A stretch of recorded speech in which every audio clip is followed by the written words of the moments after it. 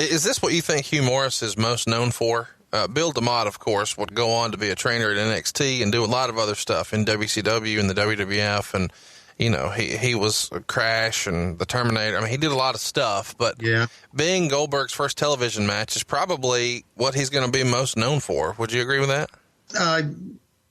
As far as I'm concerned, no, I thought Bill DeMott could do a lot of great things, but as far as the fans are concerned, I would agree with that. But no, I thought Hugh Morris was phenomenal, a pretty good talent. Performer. Oh, absolutely. To be able to do a moonsault at that size is impressive. Oh, yeah, absolutely. Very agile for being a big guy. So let's go to the September 29th edition of The Observer. Dave Meltzer had this to say about Goldberg's debut. Rookie Bill Goldberg pinned Hugh Morris in 2 minutes and 24 seconds after a suplex after kicking out of the moonsault. Goldberg, who looked very much like the Warlord, slightly gassed down, not like this guy didn't look gassed up, was a football player in the Falcons camp a few years back who they've been high on for a few months, and he's done some worldwide and dark match tryouts. Goldberg wound up with a black eye out of the match. He definitely has potential because he was pretty mobile for a big guy, and obviously he was green.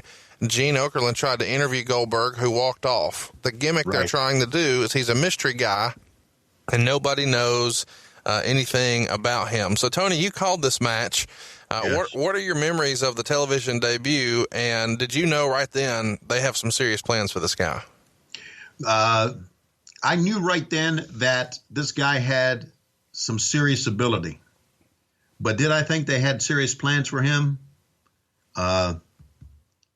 And let me tell you why, Conrad, because that was one of the biggest clusterfucks that I ever announced in my life.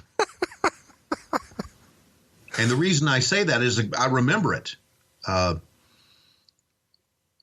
remember, and I'm not so sure who the booker was back then. You may know who the booker was back then. I think Bischoff had a committee, but I know Sullivan was involved. I know Bischoff was involved. I think Graham was around. Right. I remember when I was told that Bill Goldberg was going to debut that, and I said, you know, there obviously was a plan to put him on TV, but there was not about a plan as to what they were going to do with him. And the reason I say that is because I had asked Eric or maybe Kevin or maybe Terry Taylor. I'm just throwing out names. I may be wrong. Right. Somebody in the booking committee. I asked, what are we going to call him? And they said, we'll get back to you. They never got back to me on what they're going to call him. And I remember he came out, and I remember talking to whoever the producer was. We had producers in the truck and producers at the gorilla position. And I remember pushing the button down and say, hey, guys, he's walking out. What do I call him? Do I call him Goldberg? Do I call him Bill Goldberg? Do you have a catch name for him like Stone Cold Bill Goldberg? You know, just to use a catch name. No one got back to me. And I said, all right, we're on the air. What the fuck do I say?